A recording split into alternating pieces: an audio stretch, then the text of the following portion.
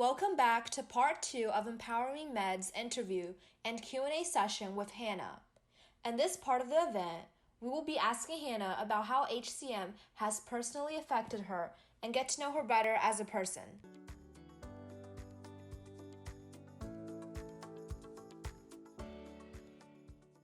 Now, here are some questions we have about yourself before we end. How did you manage to deal with this condition after being diagnosed? I assume that it must have been a difficult time, and the mental toll that comes after it can definitely be a lot. Yeah. So like I said earlier, like it's a journey, it's not like a one-stop destination. And so in a sense, I'm like still dealing with my diagnosis. Things constantly, you know, change, and so you have to learn how to be patient for sure. Be a patient who's patient. But for me, handling it, I think um just taking it one day at a time.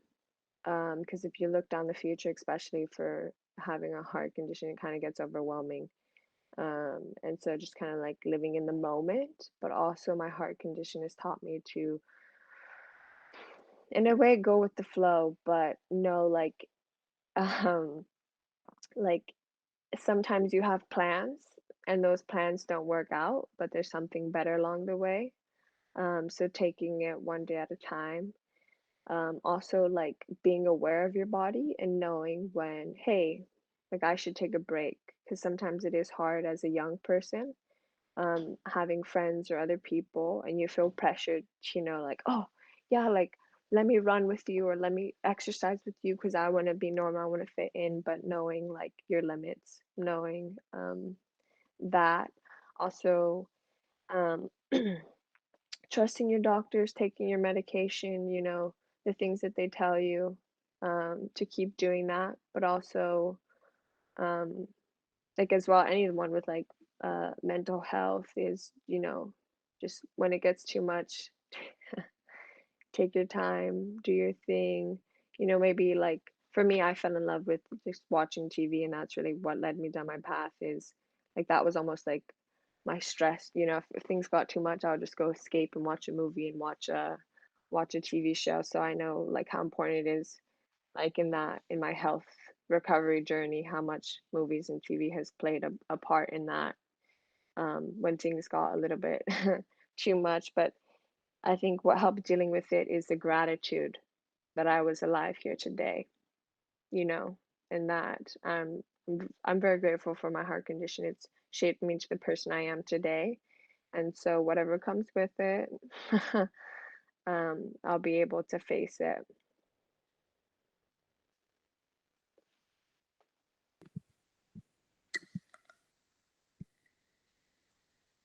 Thank you. So, what are some challenges that you have faced because of HCM, and how has it affected your life? So it's affected my life in like every in every way. Um, the challenges I faced. Oh, okay. That's let me like I'm just trying to think what, I haven't really said to kind of focus on. But yeah, it's I don't know, it's given me perspective. It's matured me in a way from like my other friends that it hasn't. So it was really hard to kind of figure out what I could do with my heart condition. That was that was a bit um tough adjustment to kind of, um, see my limits and know, what I could do. And then also again, like the social pressure of wanting to look normal. And then also, so as I said, like in high school, I was like advocating so much that when I did that for 4 years, I felt that people just knew me as like the girl with the heart condition.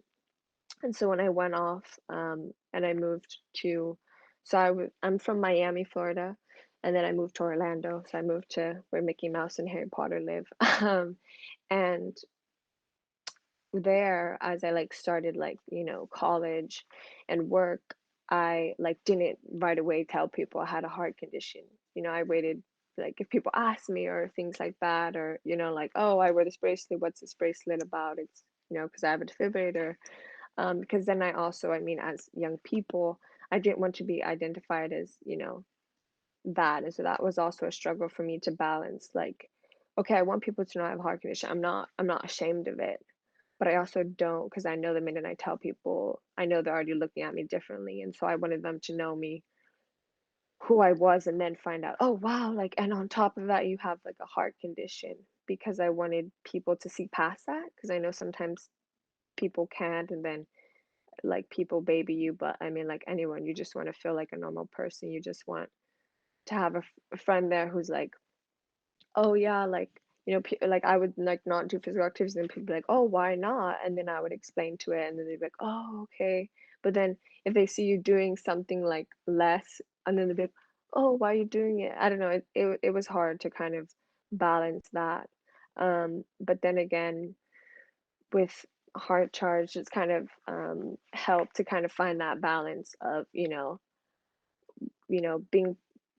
proud and wearing it and advocating for it, but then also still being my own person and having people see that. Um, and then I think another like adjustment that's impacted my life is so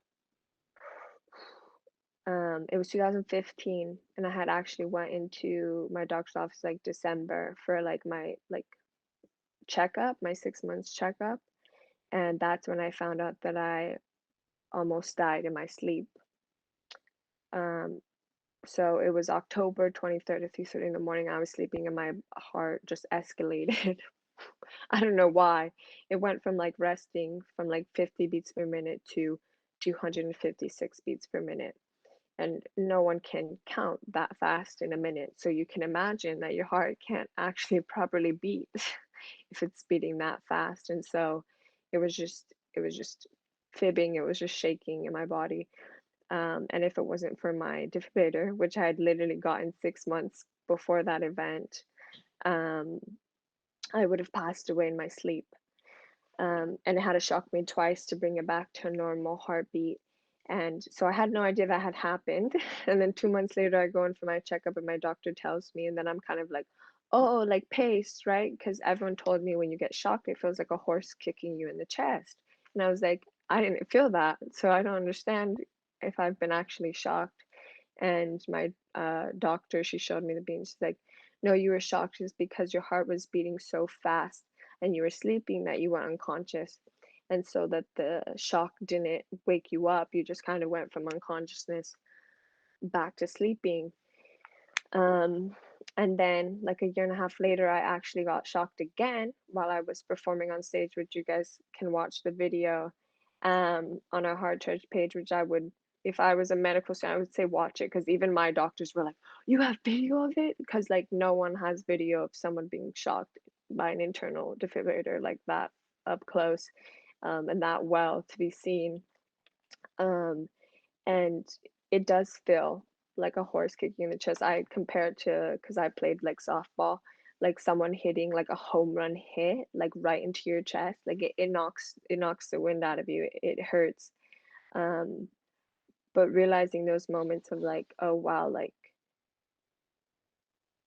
this is something serious. This condition, this is, I'm grateful to be here. But also as someone like in high school who's like, that was hard for me too because I was sleeping when it first happened. Like, I was just sleeping. That's a normal thing people do, and that's something you need to do. It's not like I was like running a marathon. It was like I was just sleeping, and I could have easily passed away. And so that moment really changed my life to know, like, hey, what am I gonna do with my time here? And also, like, walking around school thinking, like, taking each of these moments in, like, oh wow, like I wouldn't be here if it wasn't for this defibrillator, and that really like to push and to let people know, like, hey, everyone get checked because you know that's something serious, and people, I don't want that to happen to anyone. And like I can only imagine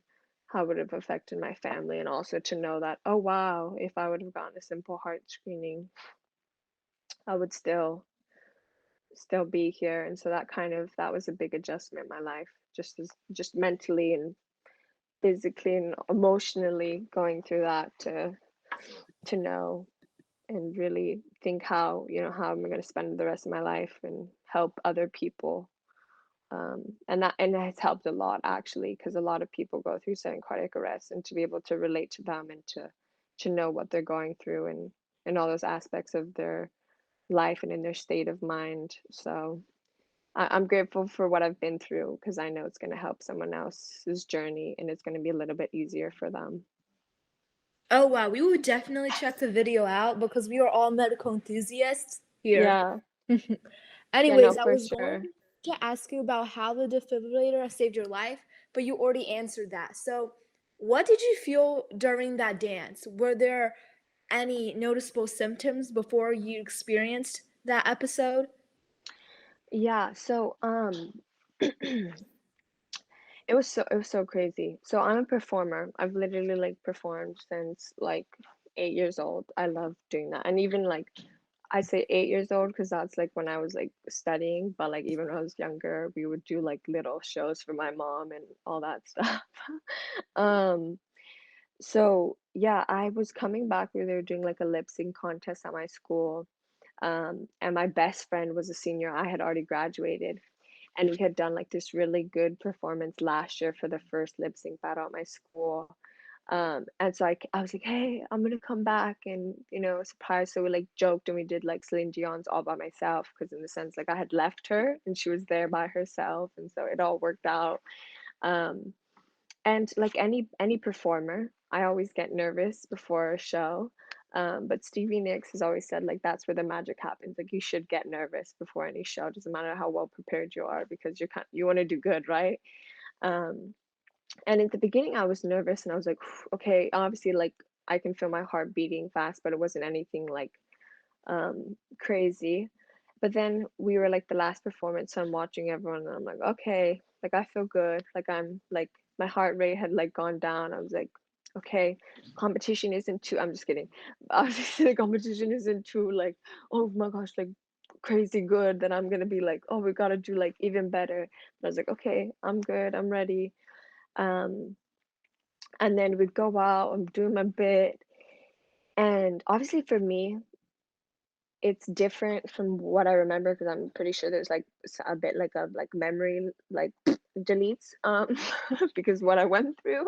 um because for me, I was dancing and doing it, and we hadn't really rehearsed with my friend. It was more just kind of like, because I had just driven in from like out of town, so I was like, okay, yeah, we'll just go on stage, we'll just perform, we'll do it. But then we were doing it, and then I just remember kind of like my vision going, also it was like dark on the stage, kind of going like a little bit of tunnel vision.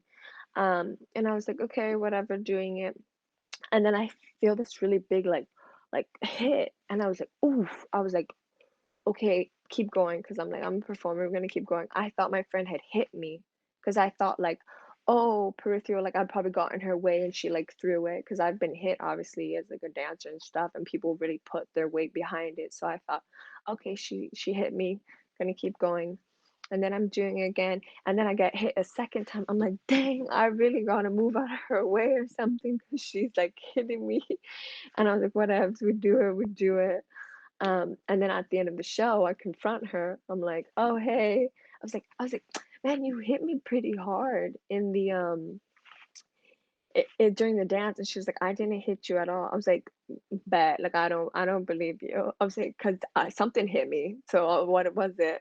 And so her family had recorded a video, so we like watch it, and then I was like, "I think I just got shocked by my defibrillator." And she's like, "What?" I was like, "Yeah, I'm pretty sure I just got shocked."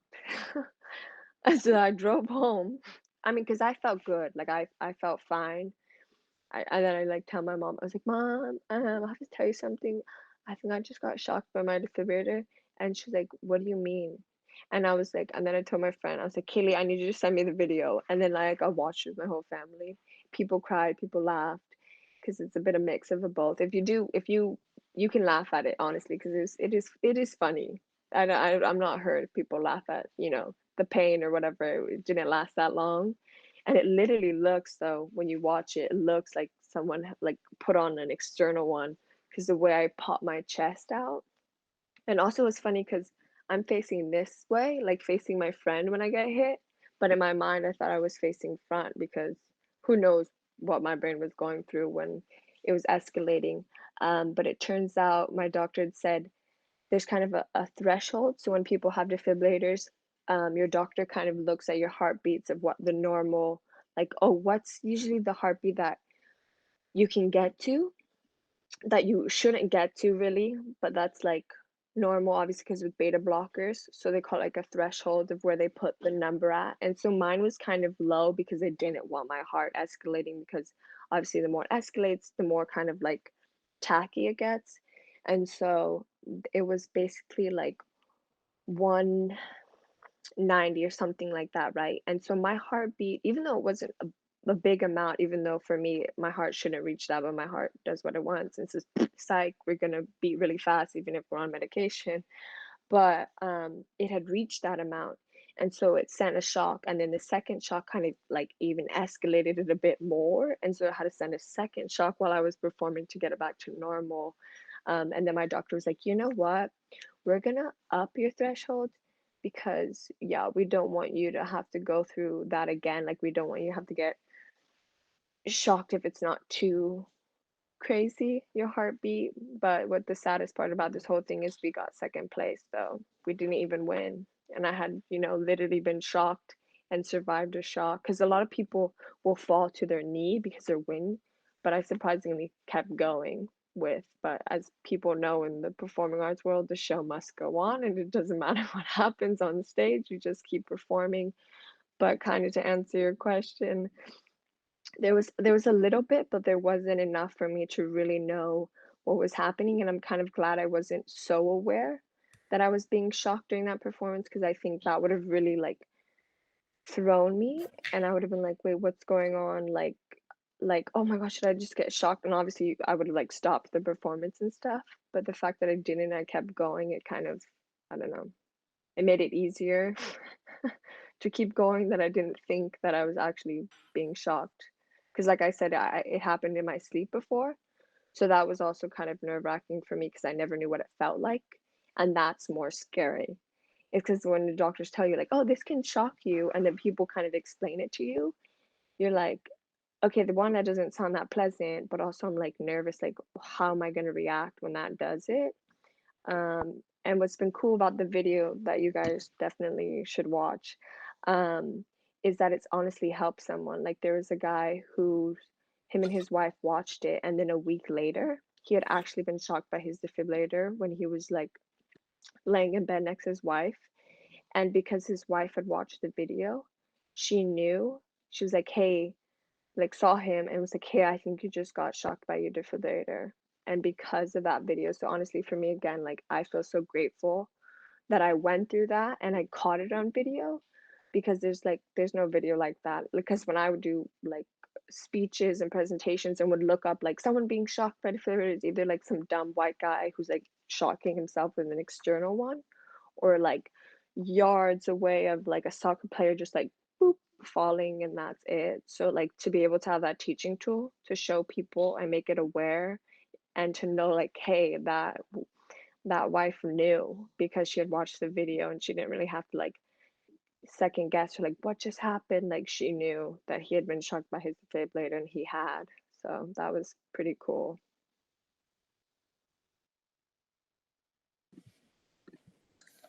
Oh wow, that is definitely crazy. And hearing it from you makes it well more makes it that we can hear from your perspective.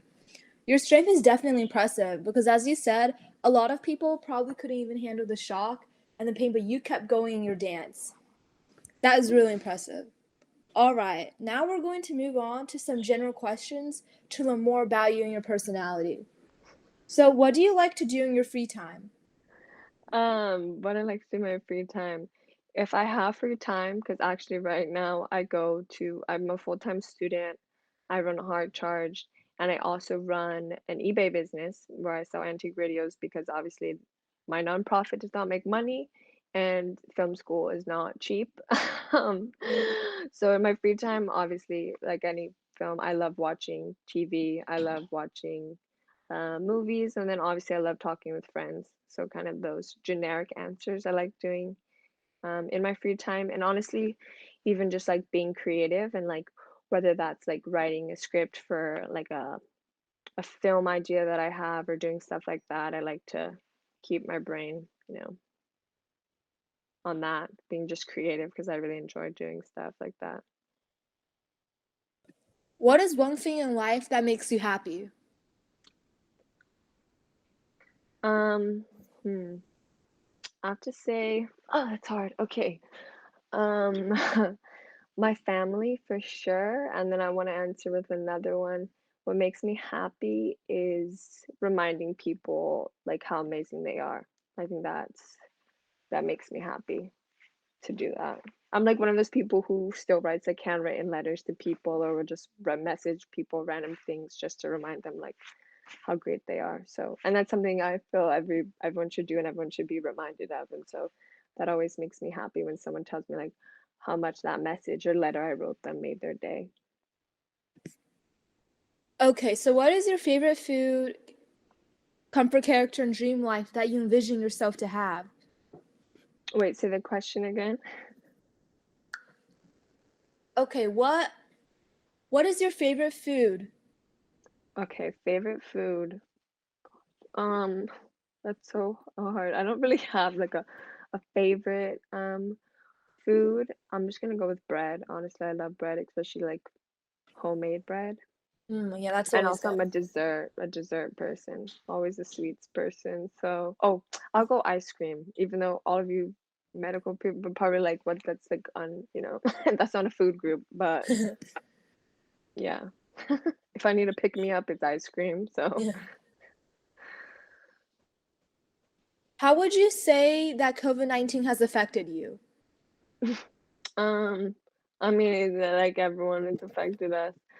Um, yeah, I don't know. It's been so crazy because I mean, the good thing is that we're all kind of going through it.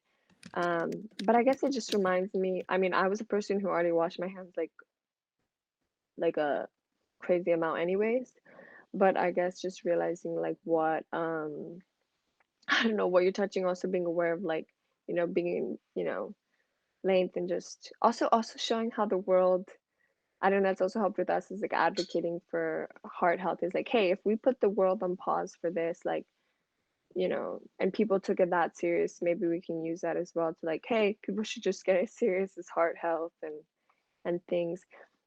And also kind of it did I was actually on a church mission when COVID had kind of really hit and I ended up coming home like 2 weeks early because as someone with a health condition, I was like nervous to get it, because for me it would be more severe, which I haven't gotten it. I've known like family who's gotten it, but yeah, yeah, it's just been yeah, an interesting time. But yeah, because all of us have been affected, so it's like weird. Like I haven't felt like really personally like other people are just like adjusting and yeah, So, how do you mm. generally take care of your health, and do you think COVID-19 has affected that? Yeah, I mean, in the sense of like I said, just being like more, cautious, checking my temperature more. But for me, take care of my health is just like taking my medications, drinking plenty of water. Also with my heart condition, it's made me a lot more aware of my body and my symptoms. Like I know super quickly when I'm gonna like pass out because I've passed out a good amount of times in my life. Like I know my symptoms, I know that. Um, so just being aware of my body, and then as well with like even COVID-19, being I guess aware of like me, like being like I forgot the word, but like with other people, like, hey, like, spitting on you, I don't know, you take for granted like how just close and how touchy and everyone is until you can't be like that.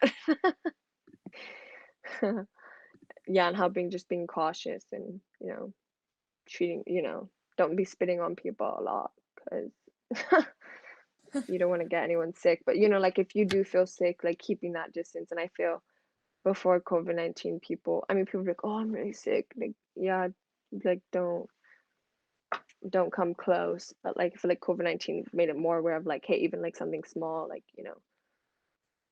be generous and don't like be spreading it, especially if you feel sick. Yeah, that's definitely valid.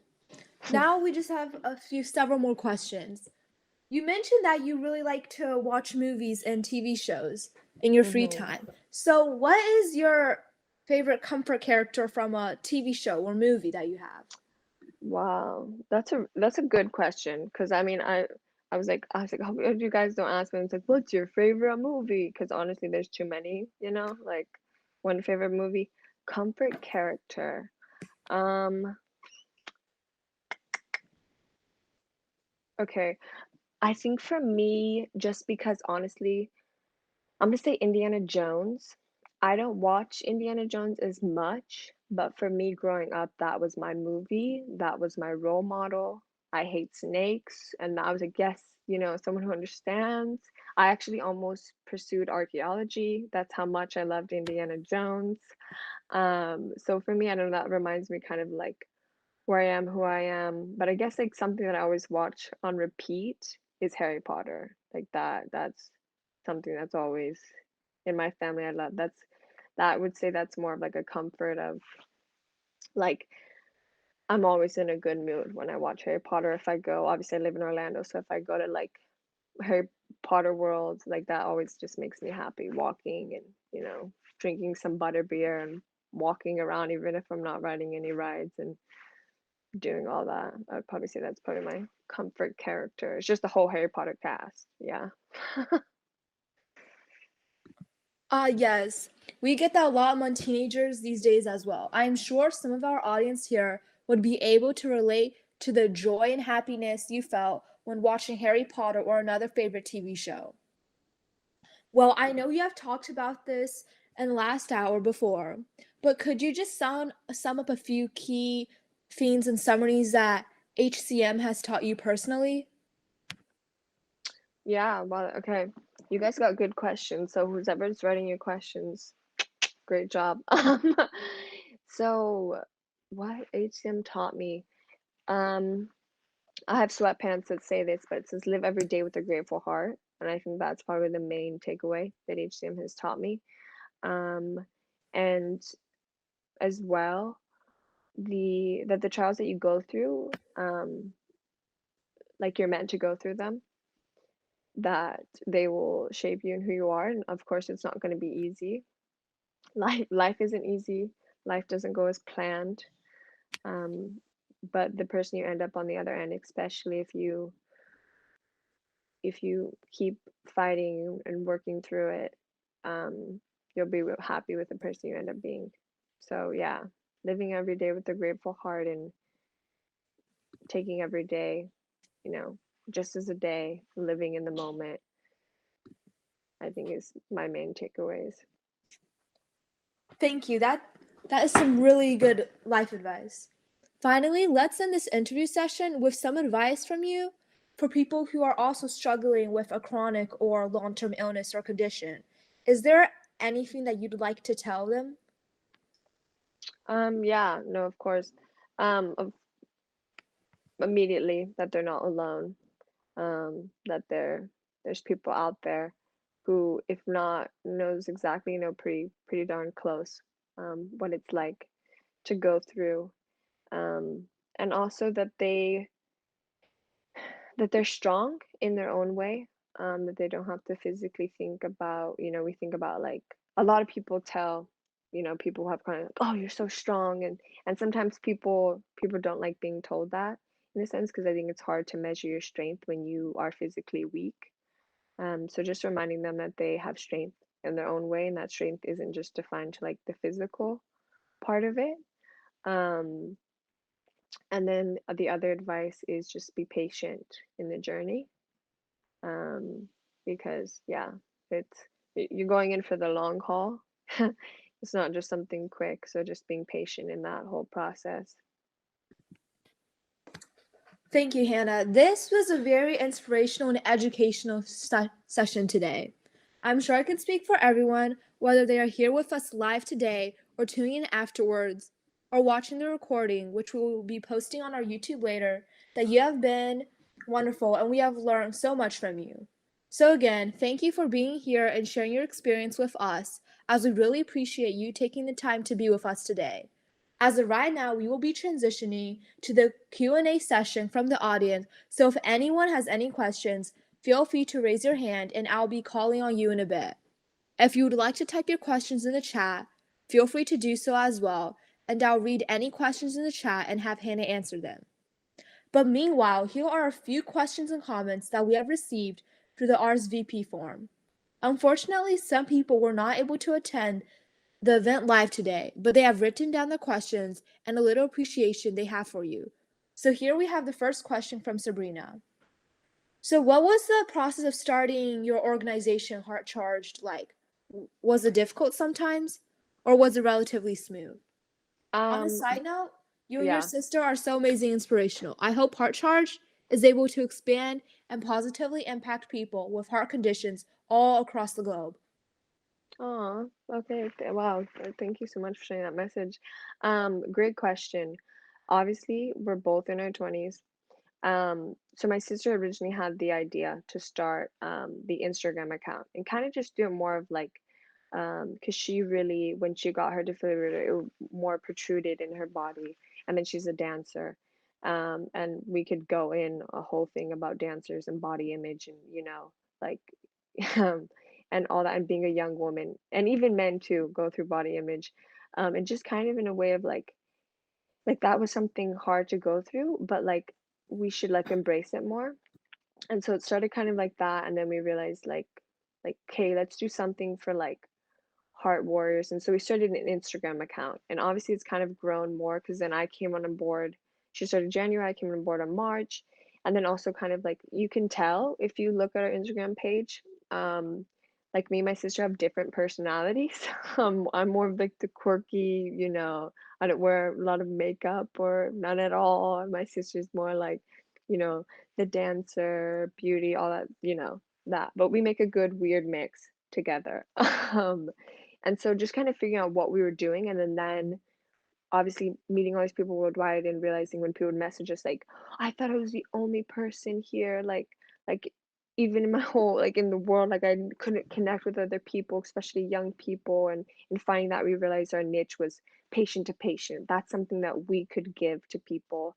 And then everyone kept telling us, you should start a nonprofit because it does open other doors for you, especially to work with other groups, like to be in like an official nonprofit. It helps a lot.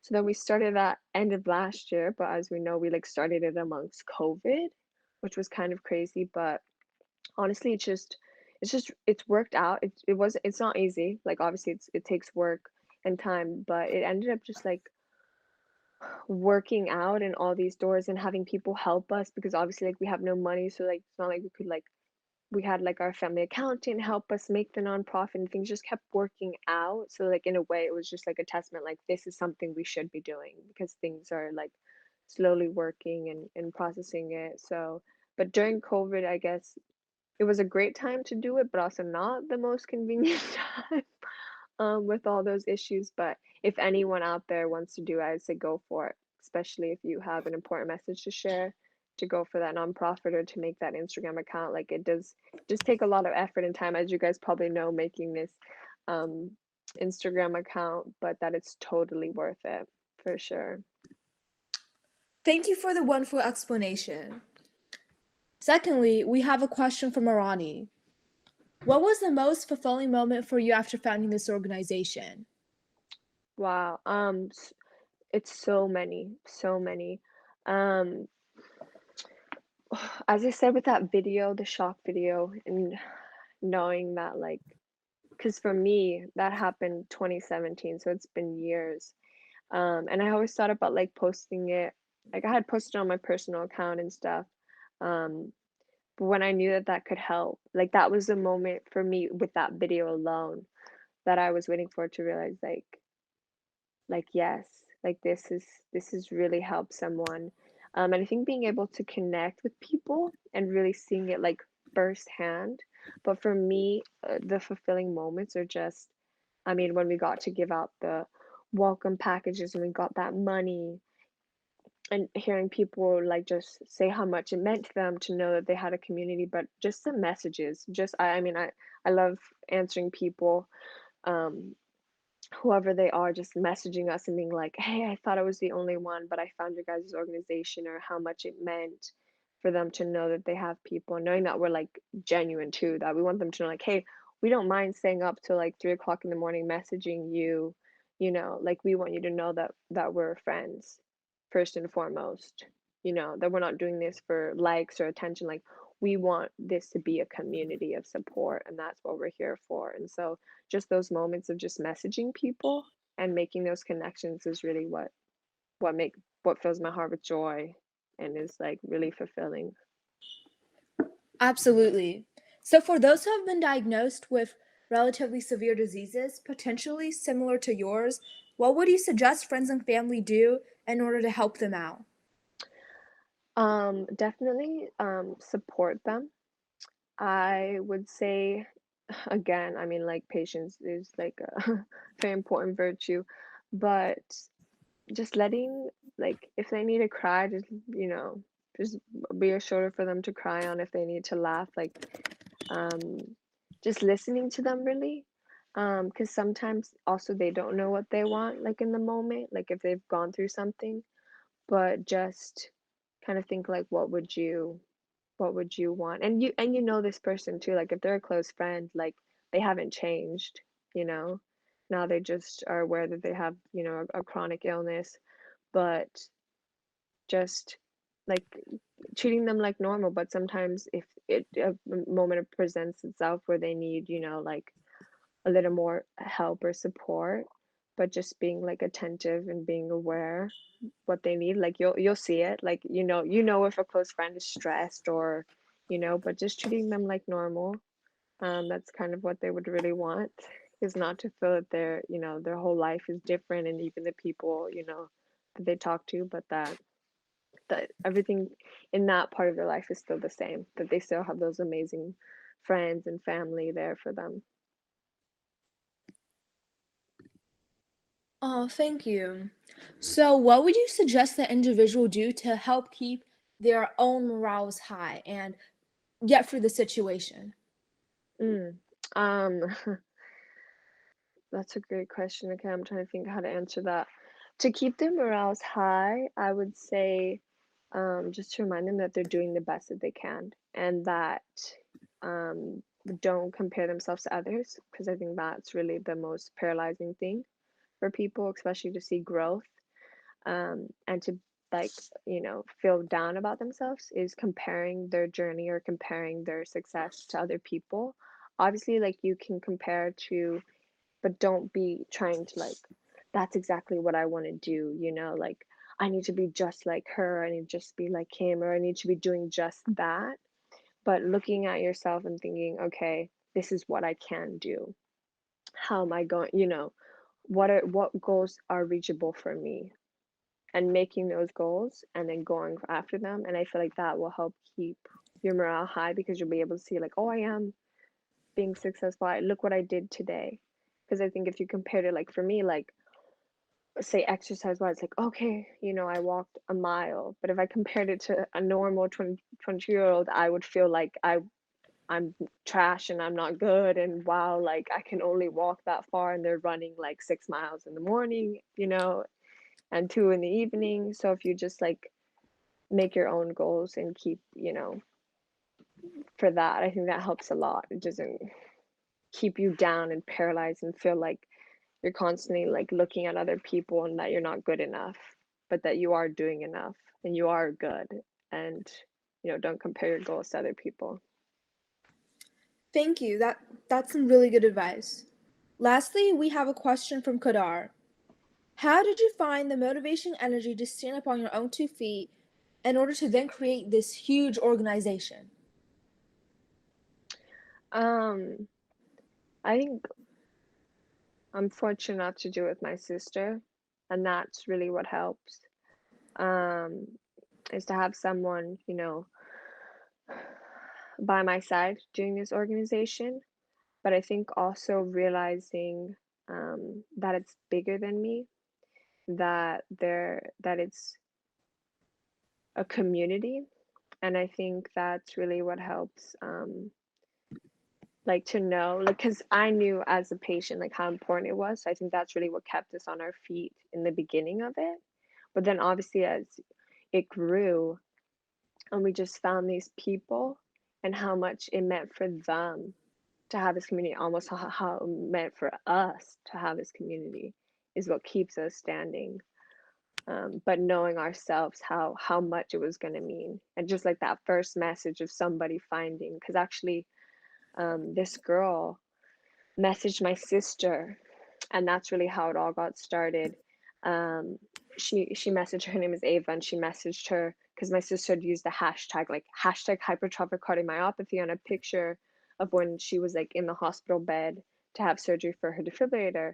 And the girl had looked up like hashtags and stuff because she had just been recently diagnosed. And she messaged my sister on Instagram and said, "Oh, hi, do you have hypertrophic cardiomyopathy? And do you have an ICD, which is like the synonym for an implantable cardioverter defibrillator?" And my sister was like, "Yeah, I do." And like she's like, "How did you know?" And she's like, "Oh yeah, I just found your hashtag and through it." And then realizing that there were people out there, and the fact that they both were able to talk about, because they both were dancers and active, and like, it is a big step to get this defibrillator, but it's totally worth it. And I'll be honest with you, it is hard, to accept your body, and it bulges out, and people will stare and people will look, but the fact that they were able to find each other and connect, and then we realized, wow, we need to connect with more people, and we need to like make something that they can come to and find that community. Oh, thank you. And so this concludes the comments and questions that we have received from the RSVP form. For the audience who are here with us today, feel free to raise your hands and ask any questions you have or drop them down in the chat. So we have a question from Samantha. Samantha has asked, what did you do in school, such as activities or classes or courses? Yeah, so in high school, it's funny, it was good. So like when I was in elementary, middle school, I went to like a magnet school, and the magnet that I did was dance. So I danced, so I like did extra learning of dance in the schools. And then when it came to high school, um, I was like, I don't want to dance anymore. Like I knew that I didn't want to pursue that. So I decided to go to kind of like, I say normal, but my school was far from normal high school, but more kind of like academics. And so I got into like a program, like a leadership technology thing they made up to sound fancy, but wasn't really that fancy. And so I got into that program, and then I got diagnosed, and I was like, wow, I'm so glad that I didn't go to a school that I was studying dance, because I would have had to stop, which would have been really hard to change schools and do all that stuff, your first year in high school. But I still loved performing. Like I love being on stage. Like that's like my home. I feel, yeah, I just love that. And so my school had decided to make a performing arts club. And so I decided to join, and I decided to do acting. Because that's kind of something I always wanted to and I like to do. I was never like professionally trained, but I was like, I want to do that.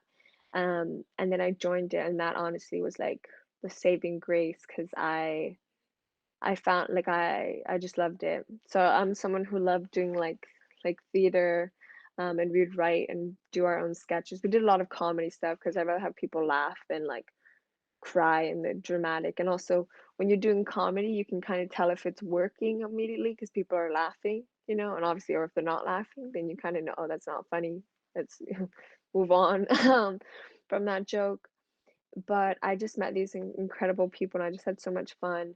And then it ended up being like the leader of the thespians and just directing them, and that kind of made me see why that I wanted to do film and I wanted to direct. And so that's kind of my goals with film schools to is to be a director, is to make TV shows and movies. And I love just bringing people's best potential out of them. I love that part of directing and working with the actors and stepping into all of the characters' minds. And then I did Some other clubs, like I said, I was really active in my community, so I did a few internships with like local government, whether that was like my town or the county commissioner. And then I also did this cool club that we had where we did like health presentations. I was basically already doing that.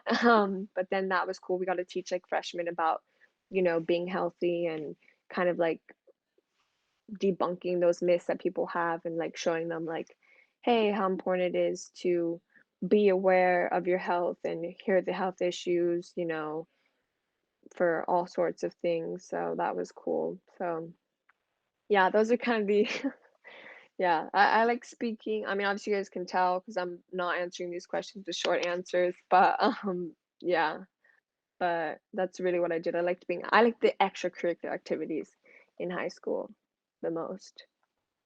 So, do you still do acting right now, or are you just focusing on film? So actually, I still do acting. Um, I would love to act and stuff, but probably like once I hit the peak, I don't mind like being the director. But in film school, because everyone's trying to do like short films and make that, they need actors, and so I'll do that because honestly, for me, it helps. One, I love it. I love stepping into a character and um, doing all of that prep work and that whole discovery.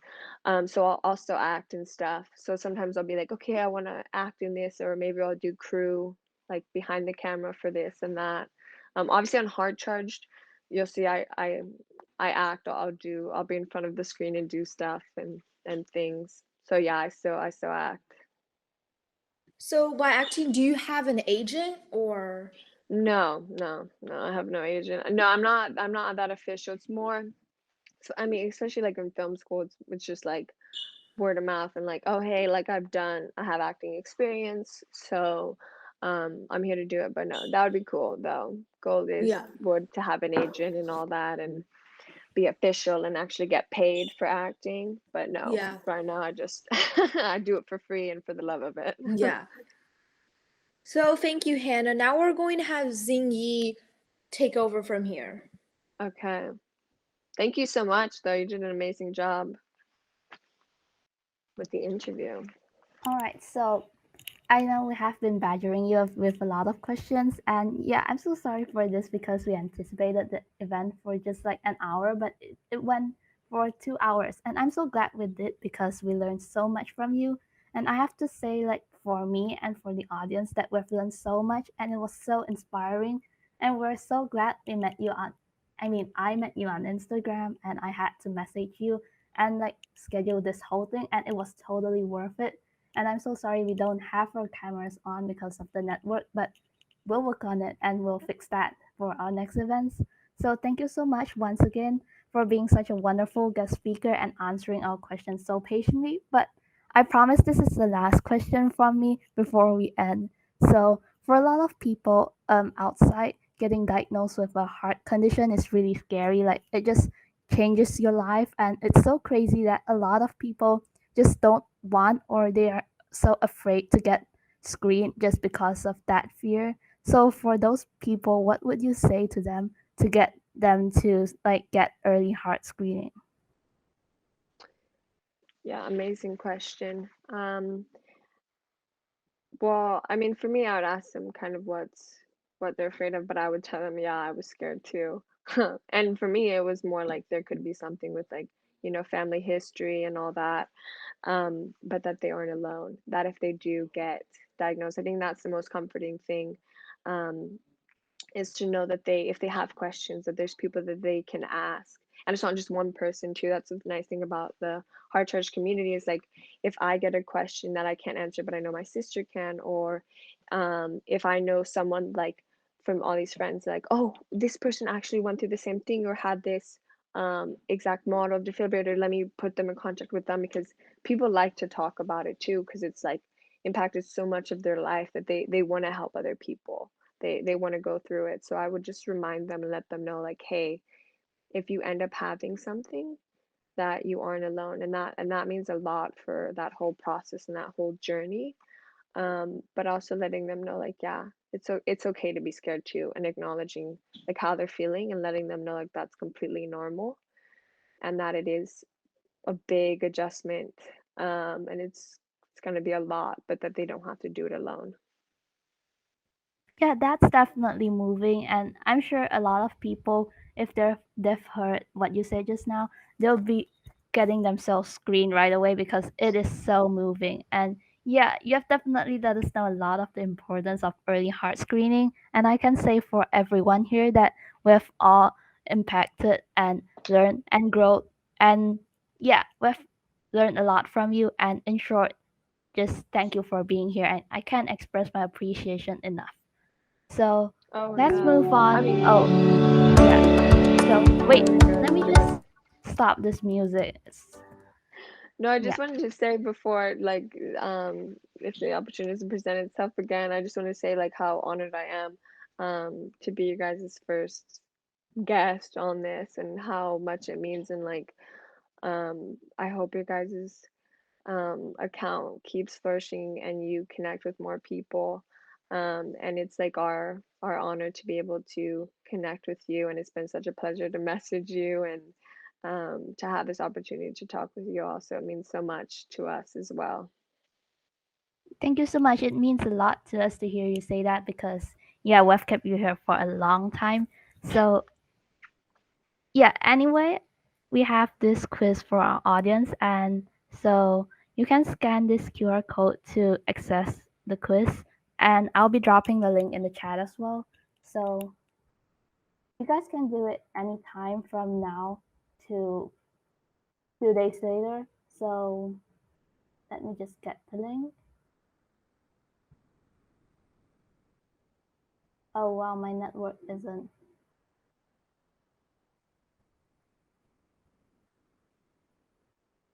Can you guys see it in the chat? So you can either click on that link or scan the QR code and do the quiz, and we'll be releasing your scores later on. So I'll be here for 10 minutes for you guys, but for those who would like to do this in private, you guys can leave now. And thank you so much for coming, and we look forward to seeing you next time. Thank you both so much, really. You guys have a wonderful day. You Thank you, too. Hannah, for speaking as well. Oh yeah, no, thank you for you did an amazing job on the interview, so